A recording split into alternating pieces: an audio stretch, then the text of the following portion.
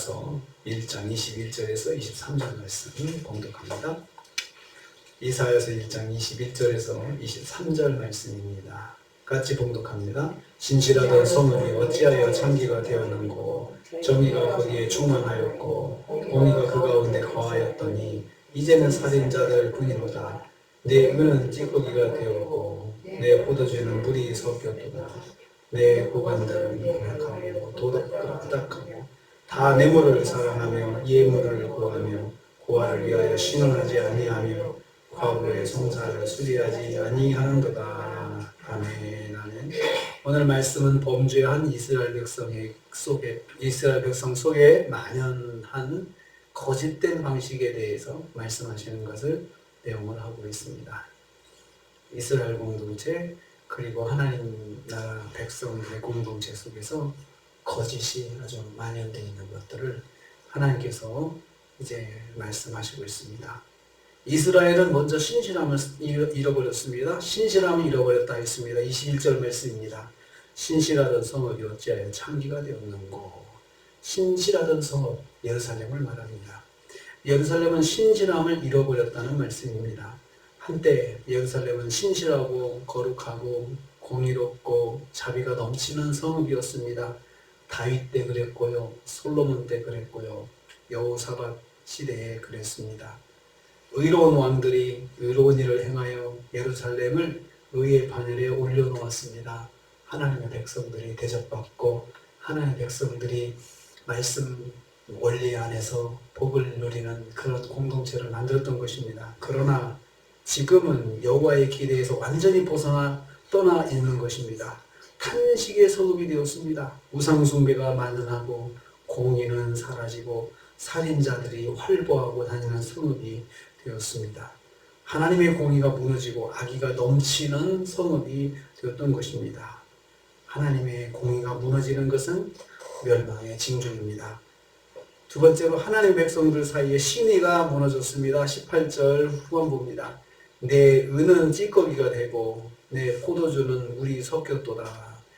은을 세공할 때 제거해야 할 찌꺼기를 다 제거하지 않고 섞어서 공공연하게 판매를 했습니다. 왜 그랬을까요?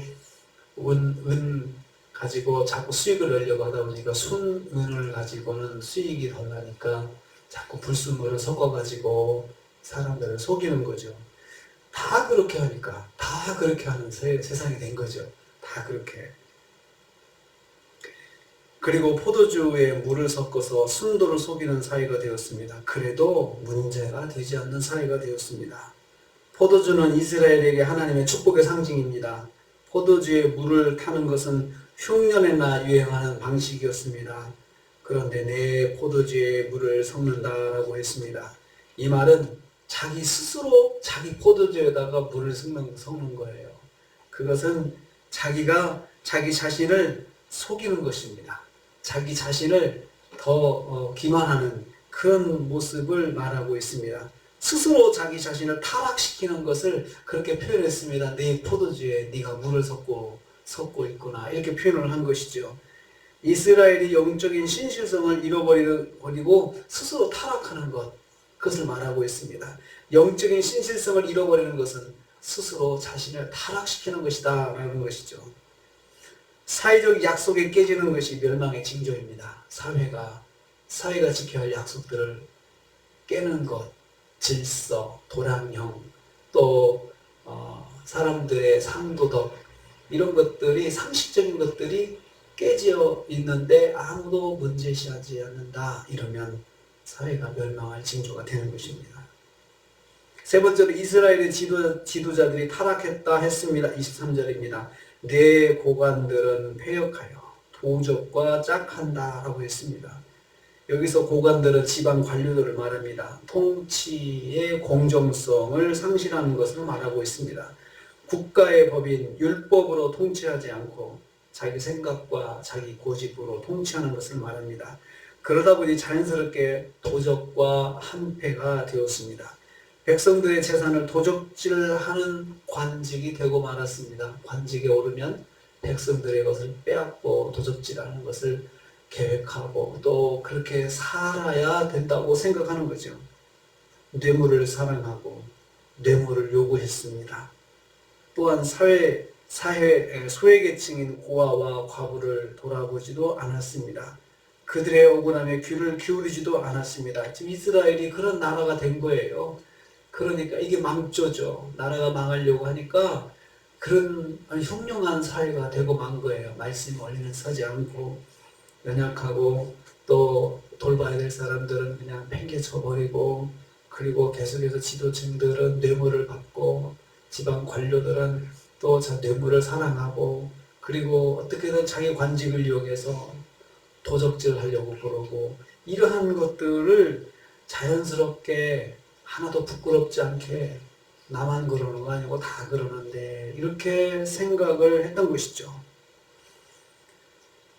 돌봐야 될 사람들의 억울함을 귀를 기울이지 않았습니다. 하나님의 공동체를 돌아보지 않았던 것이죠.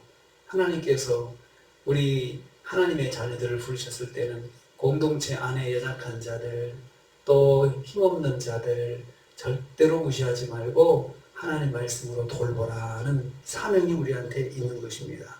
사회적 소외계층을 돌아보지 않고 방치하는 것은 멸망의 징조입니다.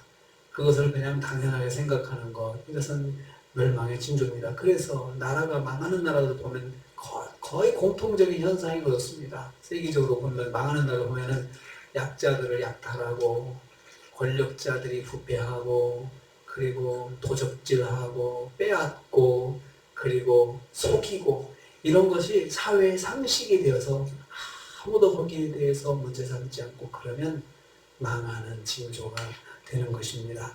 지금 이스라엘이 망하기 전에 이랬습니다. 하나님 나라, 하나님의 백성들의 사회가 이랬던 것이죠. 그러니 하나님께서 오라, 우리가 서로 변론하자, 좀 나한테 나오라. 하나님께서 얼마나 마음 양보하시는지 몰라요. 나한테 나와라. 이렇게 말씀하시죠. 죄 지은 사람이 스스로 하나님 앞에 회개하러 나가야 되는데, 하나님께서 나오라 이렇게 하심소리 하시면서 또 부탁하시면서, 그러면서도 이러한 이스라엘의 모습을 하나님께서 참 탄식하시면서 말씀하고 있습니다. 우리는 우리 자신을 돌아봅니다. 우리가 돌아봐야 될 사람들 꼭 돌아봐야 된다 이거죠. 그게 하나님께서 원하시는 것이고, 그게 하나님의 백성들의 공동체의 모습입니다. 교회 공동체 안에서 돌봐야 될 사람들 또 마땅히 돌봐야 되고, 하게는 한국교회 공동체 안에서 돌봐야 될 교회들, 돌봐야 될 사람들 돌보는 것, 한국 사회를 또 돌보며 섬김을 하는 것, 이것은 우리가 하나님 나라의 백성으로서 하나님께서 우리에게 원하시는 것입니다. 내 포도주에는 물이 섞였도다. 스스로 타락하지 않고 늘 정결함을 지켜서 말씀으로 나를 돌아보고, 내가 말씀으로 또 오늘 하루를 살아서 주님을 기쁘시게 하는 하루가 되시기를 주님의 이름으로 축복합니다. 주님 감사합니다.